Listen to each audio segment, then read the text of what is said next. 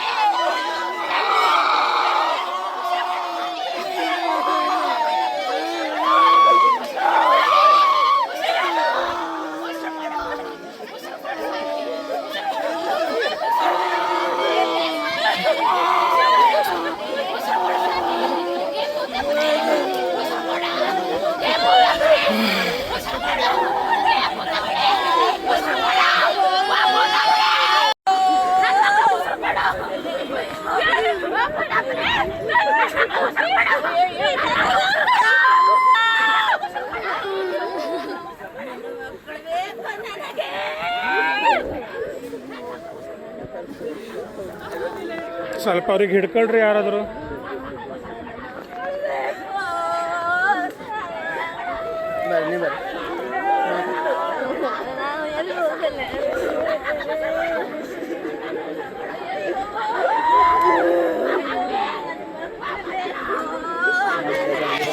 ಸಾಧ್ಯ ಇದಕ್ಕೆ ಇದ್ದಾರಲ್ಲ ಅಲ್ಲಿ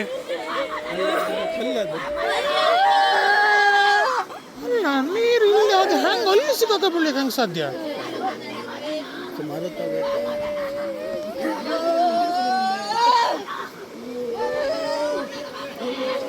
ನಂಗಂತೂ ನೋಡ್ಲಿಕ್ಕೆ ಆಗೋದಿಲ್ಲ. ನನಗೆ ಆಗೋದಿಲ್ಲ. ನಾನು ಈಗ 2 ದಿವಸ ನನ್ನ ಮುಗಿದ ಕತೆ. ಮೊನ್ನೆ ನನ್ನ ದೋಸ್ತನ ನೋಡೇ ಸಾಕಾಗ್ಬಿಟ್ಟದು ಹಾರ್ಟ್ ಅಟ್ಯಾಕ್ ಆಗಿ.